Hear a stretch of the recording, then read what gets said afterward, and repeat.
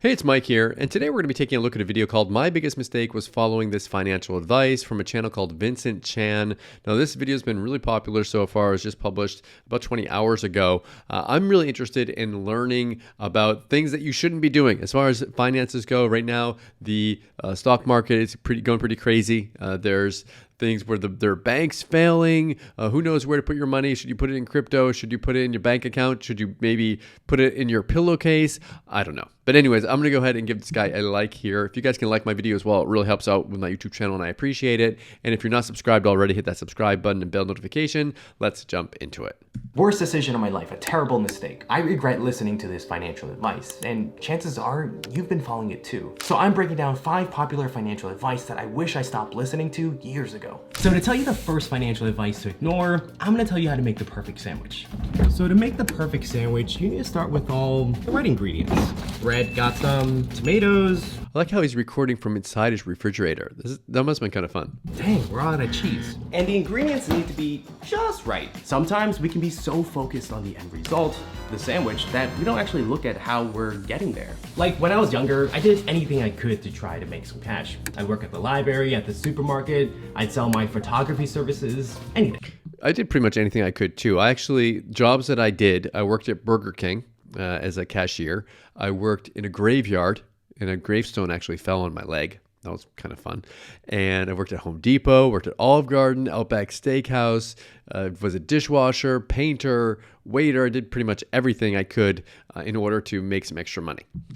Because at the time, my one single goal was to make $100,000, and I didn't really care about how I got there. Which was terrible, because that just forced me to work hard instead of working smart. Just like the perfect sandwich, you need the right foundation to make a lot of money. So the first popular financial advice to ignore is to focus just on making money. Instead, you need to focus on building the skill sets that will make you more money in the long term. Okay, so making money is definitely, you need to focus on, like, you want to do something that's going to make you money. But I do agree with him, like, looking at these skill sets, finding something that's going to be a way of getting to that money instead of just being like, oh, I want to make a lot of money, I want to be rich. Well, you need to have some kind of a skill in order to achieve that goal. Sure, building skills might not make you money immediately, unlike working at a supermarket or a restaurant, but your skills will make you significantly more in the long term, if you apply them correctly. So now we gotta take what we learned up a level, and what I'm doing to help you learn the next advice to completely— I like how he's got that all blurred out, because it really does make you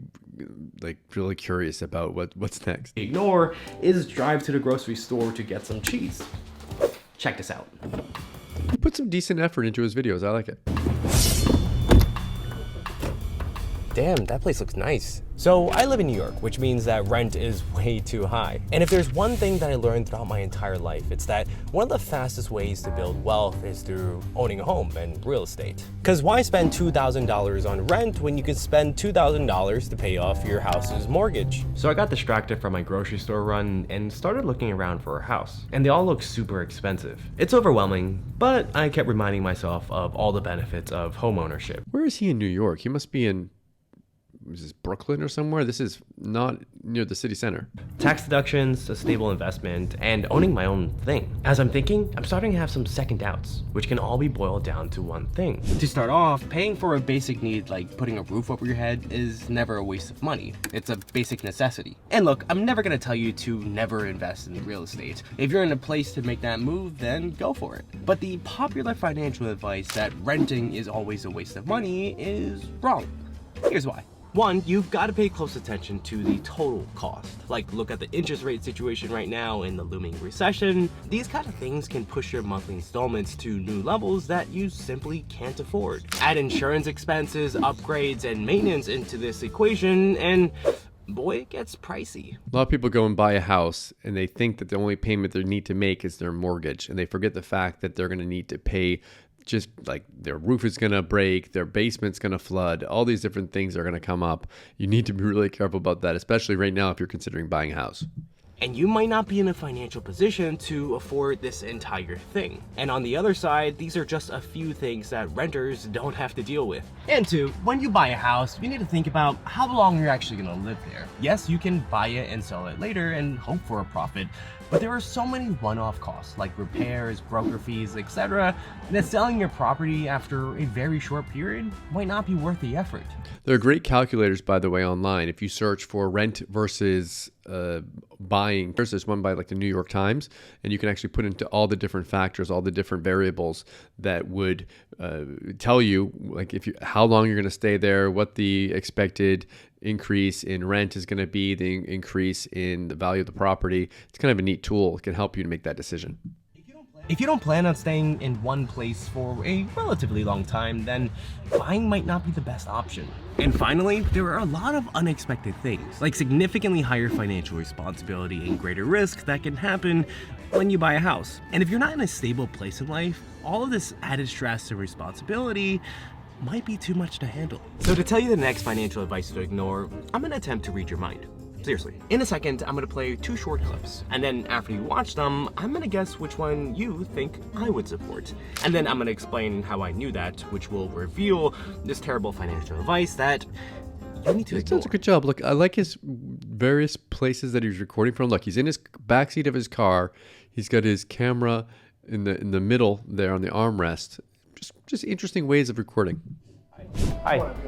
Can I get a ice brown sugar? Shaken espresso? Yes. What size? Small? Thank you. Hey, how you doing? Can I get a... Actually, never mind. Thank you. So this might not work on 100% of you, but I'm willing to bet if you ever listen to any financial advice, you think I'd support clip number 2. Why? Well, because in the first clip, I'm I'm a spending little confused. $5 on a cup of coffee, and most of you have been ingrained to think that this is a ridiculous expense. I don't think that. I think like you should buy stuff like if you want a coffee, if you want to eat out once in a while and stuff. I don't think you should cut all that stuff out of your life. I think that making it so that you're living a horrible life doesn't make you any happier. You should be focusing on making more money and not necessarily spending a lot less on those little things. Ridiculously delicious. Heck, I've heard so many financial gurus say, stop getting that latte, don't get that candy bar. All that $5 luxury will add up over time. And yes, skipping that $5 cup of coffee every morning before work means you'll save over $1,200 in a year. But here's the problem. Although you have financial goals, you don't want to get there living miserably. Yeah, I agree. The idea of living off the bare necessities and saving every penny along the way sounds horrible. Honestly, think about the last time that you skipped out on a coffee or something similar. Did that money actually make its way to your savings? And if yes, did that $5 make a big difference in where you stand financially? Look, by all means, I'm not... I mean, he's got a point there, but I mean, over time, if you do put that in, it's a $1,200 difference over a year, but that's $10,000 over 10 years. And if you put that out over like a lot of time, like you don't want to be spending $5 on coffee and then it's $5 on this and $5 on that, and that adds up to you spending like $50 a day on useless stuff. But if your guilty pleasure is a $5 coffee once in a while, then don't beat yourself up. Not saying go out and spend everything and live a super lavish lifestyle. Just don't feel guilty for treating yourself along the way. I mean, if that was my goal, why would I need to get cheese? Dang, we're out of cheese. I could have just eaten bread and tomatoes. But here's the single most important reason I support the first clip. The Pareto Principle, aka the 80-20 rule. It's the idea that about 80% of your total expenses come from around 20% of your expense categories, like housing, transportation, and insurance. The Pareto Principle says it's way more effective and easier to reduce this 20% of your biggest expense categories that contribute to most of your spending costs than reduce 80% of the smaller Kind of a categories. neat way of looking at it.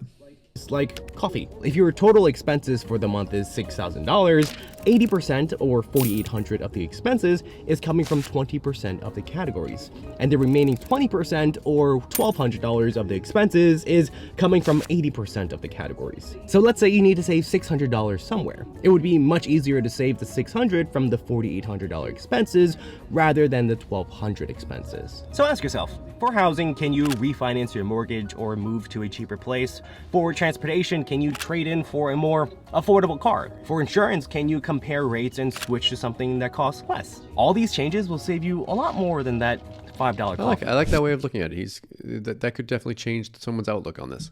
So this next financial advice, I make it my sole mission to stop doing over the next 12 months because it's a simple solution to why you're not making more money.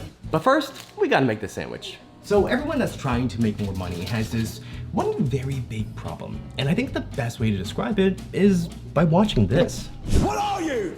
An idiot sandwich. If you ever watch Kitchen Nightmares, then you'll see a lot of these people have a passion for cooking. They'll open up a restaurant, run it for a little bit, and then everything goes downhill from there. Like, following her passion turned her into an idiot sandwich. And I'm not trying to beat you down, but the popular financial advice of following your passion isn't always gonna lead you to success. I agree. Like, here's the thing. Like, I'm personally passionate about like make money online stuff. I think it's really interesting, like building an income online. But I'm also passionate about video games. Like, I really like playing video games. But I know that it would be really hard, maybe possible, but really hard to monetize that and to make money from that. I could start a YouTube channel and play video games for a while, but it would probably take more time and more effort than I really want to do. And some things, some passions, you don't necessarily want to monetize, right? Like, not everything needs to be monetized. But yeah, so just be careful about following your passions. People absolutely love to incorrectly quote Steve Jobs, especially when he spoke about one of the most pivotal moments in his life. Steve says one of the foundations to a successful career is to follow your passions. But what Steve was actually saying was the only way to do great work is to love what you do. If you haven't found it yet, then keep looking. Don't settle. As with all matters of the heart, you'll know when you find it. But what does this mean? So right now, I want this sandwich to taste good, but if I just slap all the pieces together all willy-nilly, it's not gonna be. Instead, I need to slice up the tomatoes properly. I need to make sure that I don't put the cheese on the outside of the bread instead of the inside. I need to turn this process of making a sandwich into sort of a passion of mine. It's the only way to get the sandwich perfect. You can try getting yourself to build wealth at a job that you simply hate, but once again, you don't want to be living a miserable life.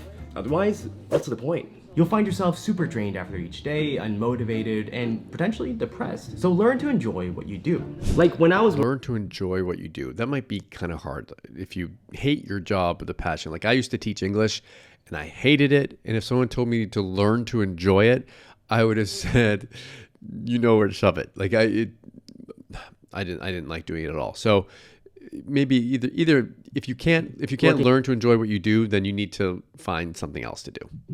in finance, I had to do super boring Excel work, which took the whole day. Now, I could have sat there and gotten really upset about it, or I could have found a way to sort of enjoy it. I set a timer to try to complete each task as quickly as possible and then rewarded myself in the end. And also turned the boring thing into more therapeutic with some hippity hop in the background blasting in my headphones. See if you can turn your job into something that you'll actually enjoy. You can keep it exciting by setting your own goals and rewards and challenges. And if that's impossible, then move to a job that's a better fit. So for this next advice, I need you to stop doing it because it might be the absolute worst thing I've ever heard in my entire life. But first, let's go check on that sandwich. I like this whole sandwich thing. He's done a good job with this video. Well, I mean, it looks pretty good, but why'd I make a tomato and cheese sandwich? Well, that sucks. I like tomato and cheese sandwiches.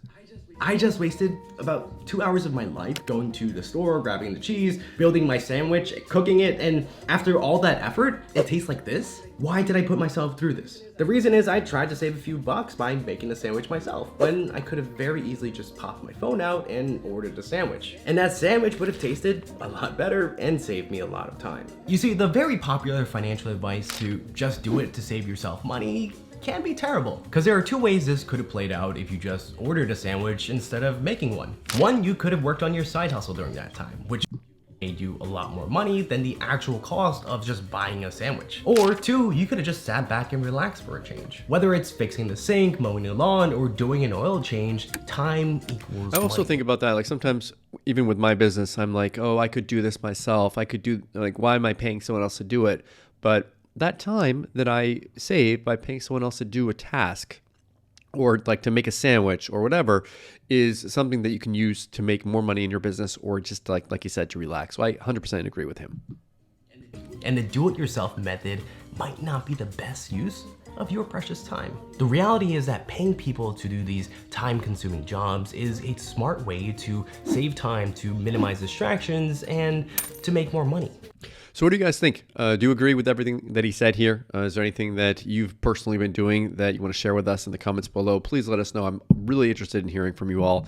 Also, please like this video. It really helps out the YouTube channel and I appreciate it. And make sure you hit that subscribe button and bell notification. Thank you so much for watching. I'll see you again in my next video. Thanks.